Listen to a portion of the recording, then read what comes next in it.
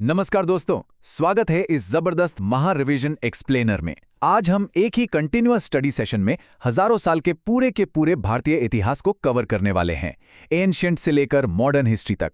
ये आपके exam prep के लिए एक परफेक्ट वन शॉट मैराथन होने वाला है। तो चलिए बिना वक्त गवाए शुरू करते हैं। अब आप जरूर सोच रहे होंगे कि भाई, सिंधु घाटी की सभ्यता से लेकर 1947 की आज़ादी तक लगभग 4000 साल का लंबा सफ़र कोई इतनी जल्दी आखिर कैसे कवर कर सकता है। तो इसका एक ही राज है, और वो है फोकस। हम यहाँ वहाँ की बातें नहीं करेंगे, बल्कि हमारा पूरा ध्यान सिर्फ और सिर्फ उन हाई यील्ड तथ्यों पर होगा जो एग्जाम्स में सबसे ज़्यादा बार-बार पूछे जाते हैं।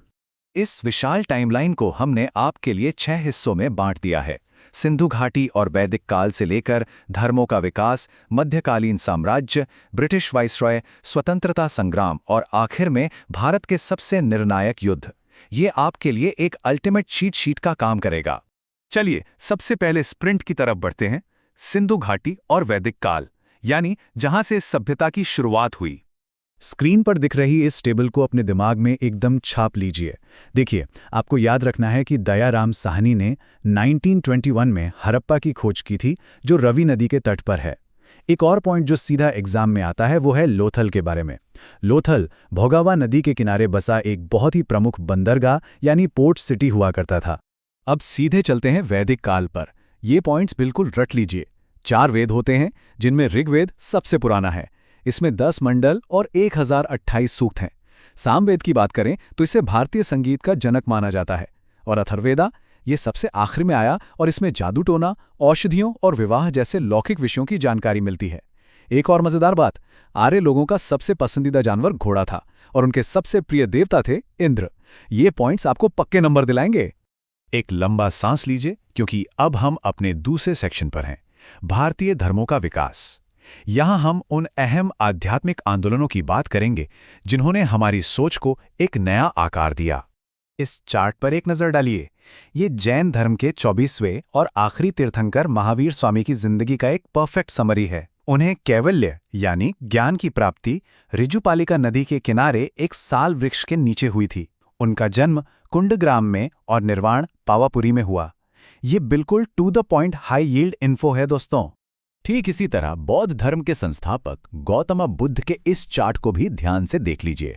उन्होंने अपना सबसे पहला उपदेश सारनाथ में दिया था, जिसे इतिहास में धर्मचक्र प्रवर्तन के नाम से जाना जाता है। और 80 साल की उम्र में कुशीनागर में उन्होंने अपने प्राण त्यागे, जिसे महापरिनिर्वाणा कहते हैं। इन स्थानों और घटनाओं का कॉम्बिनेशन एग्जाम का फेवरेट क्वेश्चन है। चलिए आगे बढ़ते हैं तीसरे हिस्से की तरफ, शक्तिशाली मध्यकालीन साम्राज्य।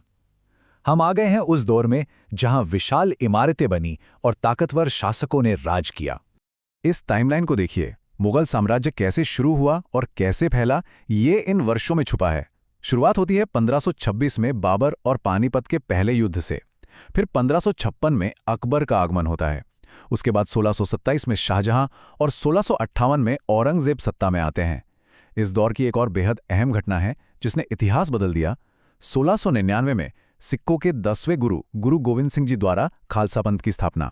इन महान शासकों की अहम उपलब्धियों को समझना बहुत जरूरी है। अकबर ने अपनी गुजरात की जीत की खुशी में फतेहपुर सीकरी में बुलंद दरवाजा बनवाया था और 1582 में एक नया धर्म दीने इलाही शुरू किया था। और जब भी बात लाल किला, जामा मस्जिद या ताजमहल जैसी शानदार इमारतों की आए तो बिना सोचे शाहजहां पर टिक लगा दीजिएगा। शाहजहां का मशहूर मयूर सिंहासन यानी तख्ते ताउस तो आपको याद ही होगा, जिसे बाद में नादिर शाह लूट कर ले गया। इधर मराठा साम्राज्य के महान शासक शिवाजी महाराज ने अपनी राजधानी रायगढ़ में बनाई थी। उनकी 8 मंत्रियों की जो कैबिनेट थी उसे अष्टाप्रधान कहा जाता था। इसे जरूर याद रखिएगा। अब आते हैं चौथे हिस्से पर, ब्रिटिश वाइसरॉय और उपनिवेशवाद। मॉडर्न हिस्ट्री का ये हिस्सा एग्जाम्स के लिए लिटरली एक गोल्ड माइन है। यहां फोकस कीजिए। 1757 के प्लासी युद्ध के बाद रॉबर्ट क्लाइव ने जीत हासिल की और बंगाल में द्वैव शासन यानी ड्यूअल गवर्नमेंट की शुरुआत की। उसके कुछ समय बाद कॉर्नवालिस ने बंगाल में स्थायी बंदोबस्त या परमानेंट सेटलमेंट लागू किया। अब जो सबसे क्रूशियल टेकअवे यहां से है वो है लॉर्ड डलहौजी का कार्यकाल। उसने डॉक्ट्रिन ऑफ लैप्स यानी राज्य हड़प की नीति लागू की थी और उसी के टाइम 1853 में भारत में पहली बार ट्रेन चलाई गई। इन्हीं सब आक्रामक नीतियों का नतीजा था कि लोगों में गुस्सा भड़कता गया और आखिरकार कैनिंग के समय में 1857 की महान क्रांति हुई। आगे देखिए कर्जन को, जिसने 1905 में बंगाल का विभाजन कर दिया था। इसने पूरे देश में आग लगा दी थी। फिर आता है लॉर्ड चैम्सफोर्ड का दौर, जिसमें 1919 का काला कानून रॉलेट एक्ट पास हुआ और उसके तुरंत बाद जलियांवाला बाग का वो दर्दनाक हत्याकांड हुआ जिसने पूरे देश को हिलाकर रख दिया। पांचवां हिस्सा, भारत का स्वतंत्रता संग्राम।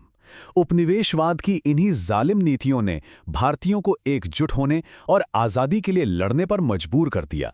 मैं आपको गारंटी देता हूं, ये टेबल आपको एग्जाम में पॉइंट जरूर दिलाएगा। कहां पर किसने 1857 की क्रांति को लीड किया, ये हमेशा पूछा जाता है। झांसी में रानी लक्ष्मीबाई, लखनऊ में बेगम हजरत महल और बिहार के जगदीशपुर में कुंवर सिंह। ये मिलान करने वाले क्वेश्चंस हर साल प्रैक्टिकली रिपीट होते हैं। अब इस स्टेप बाय स्टेप प्रोग्रेशन को देखिए। महात्मा गांधी 1915 में साउथ अफ्रीका से भारत लौटते हैं। 1917 और 1918 में चंपारण और खेड़ा के शुरुआती सत्याग्रह होते हैं। फिर 1920 में असहयोग आंदोलन यानी नॉन कोऑपरेशन मूवमेंट शुरू होता है, लेकिन 1922 में चौरी चौरा घटना की वजह से उन्हें इसे अचानक रोकना पड़ता है।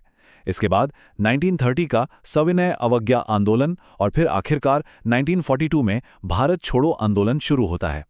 ये क्रम बहुत अहम है। और आखिरकार सालों के इन कड़ी मेहनतों और संघर्षों का फल 15 अगस्त 1947 को सामने आता है। भारत आज़ाद हो जाता है। उस वक्त लॉर्ड माउंटबैटन आज़ाद भारत के पहले गवर्नर जनरल और आखिरी ब्रिटिश वाइसरॉय थे। थोड़े ही समय बाद सी राजगोपालाचारी जी स्वतंत्र भारत के सबसे पहले भारतीय गवर्नर जनरल बन जाते हैं। अब हम अपने आखिरी और छठे हिस्से पर आ गए हैं, भारत के निर्णायक युद्ध। यहाँ हमने सारे इंपॉर्टेंट युद्धों को एक ही जगह कंसोलिडेट कर दिया है। आप चाहें तो यहाँ वीडियो पॉज करके इसका स्क्रीनशॉट ले लीजिए। ये अल्टीमेट बैटल रेफरेंस लिस्ट है दोस्तों। 326 बीसी के हाइडास्पेस के युद्ध से लेकर जहां सिकंदर और पोरस टकराए थे, तरायन, पानीपत, प्लासी से होते हुए सीधा 1764 के बक्सर युद्ध तक, जिसने भारत में अंग्रेजों की सत्ता को पूरी तरह मजबूत कर दिया था। रिवीजन के वक्त ये लिस्ट आपके बहुत काम आएगी। तो चलिए इस महा रिवीजन को सोर्स मटेरियल से लिए गए एक एक्चुअल एग्जाम क्वेश्चन के साथ खत्म करते हैं। देखते हैं आपको कितना याद है। ऐतिहासिक दांडी मार्च की शुरुआत आखिर कहां से हुई थी? Option A Sabarmati Ashram, option B Ahmedabad, option C Champaran या ऑप्शन डी मुंबई। देखिए, इतिहास सिर्फ तारीखों का कोई खेल नहीं है। ये उन्हीं छोटे छोटे कदमों और फैसलों का सिलसिला है जिन्होंने आज के हमारे इस आधुनिक भारत की नींव रखी है। तो जरा सोचिए, क्या इन बीते हुए कल की गलतियों और जीत को समझे बिना हम एक बेहतर भविष्य का सपना देख सकते हैं? इसका जवाब अपने दिमाग में जरूर खोजिएगा। उम्मीद है ये एक्सप्लेनर आपके एग्जाम में बढ़िया स्कोर करने में मदद करेगा। शुक्रिया।